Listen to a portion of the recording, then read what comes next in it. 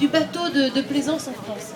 Ah oui, Super, c'est pas du j'en ai vin entendu du tout. parler. Et c'est un vrai succès des chantiers navals français. Hein. Absolument.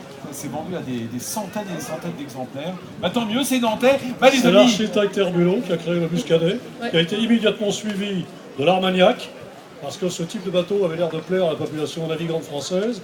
Et après l'Armagnac, le Cognac. À quand le Beaujolais? on applaudit Yann Kefelec qui est notre grand témoin de cette semaine nantaise. Cette histoire de bateau, c'est un peu une bouteille à la mer, si j'ai bien compris. C'est une bouteille à la mer et c'est un hommage à Arthur Rimbaud, l'auteur du bateau ivre, évidemment. Voilà, mes amis, nous sommes à Nantes depuis lundi, entourés de nombreuses Nantaises et de nombreux Nantais qui sont venus voir notre émission là sur la place du Fait, ici même, voilà, pendant le direct. Et ça, c'est précieux. Croyez-moi, surtout avec ce temps absolument fantastique qui nous fait la grâce de nous baigner de soleil depuis lundi. Qu'est-ce qu'on est bien. C'est beau ce que tu dis. Fantastique. Comment? Comment? C'est beau ce que tu dis. C'est beau parce que voilà, ça vient du cœur, ça vient directement du cœur. Et on comprend pourquoi Nantes mérite le titre de ville à l'ouest. Elle est à l'ouest dans tous les sens du mot. C'est Jean-Louis Jossic des Trianes qui me rappelait ça tout à l'heure. Nantes est une ville un peu barrée. Et c'est aussi ça qu'on aime dans Nantes, c'est qu'elle est en partance pour tous les possibles. Mais c'est parce que c'est un bateau qu'elle est bien barrée.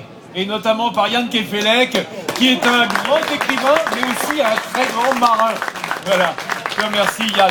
Notre équipe de chroniqueurs, de spécialistes, Jean-Sébastien Petit-Demange, Églantine Émeillé, Nathalie Schrenn-Birman, Nathalie Simon sont présentes et présents pour cette belle journée. Et nous avons la joie et l'avantage de recevoir dans sa propre ville notre cousin de Pays de Loire, Monsieur Christophe Chastanet, que vous connaissez tous. Bonjour Vincent, bonjour à tous. C'est Cédric Canebel, on vient convoquer Rimbaud pour parler de cette jolie ville de Nantes, un des trésors de l'Ouest, sinon le trésor de l'Ouest. Mes bons amis, sous les caméras et le son du quart de Rennes venu en voisin, eh bien nous allons tout de suite découvrir où sommes-nous exactement, cher Jean-Sébastien, avant de découvrir le sommaire. Bon, historiquement, on est en Bretagne. Administrativement, nous sommes dans la région, pour encore quelques semaines, Pays de Loire. Dans le département de la Loire-Atlantique, ça ne bougera pas. Et en attendant, nous sommes à Nantes, qui est un fier port de mer au milieu des terres. Comme le disait hier Yann, Nantes qui n'a jamais autant séduit, ses atouts qui ont été tricotés par des choix judicieux depuis des dizaines d'années.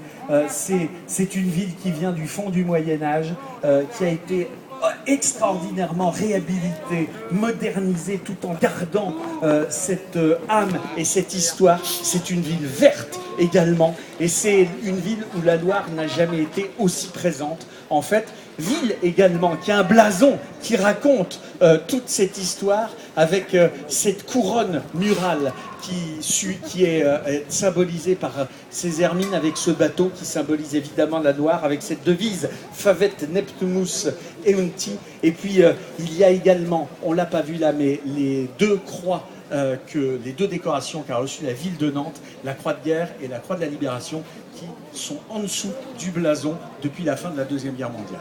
Tu es un roi de l'héraldique toi-même. Merci Jean-Sébastien.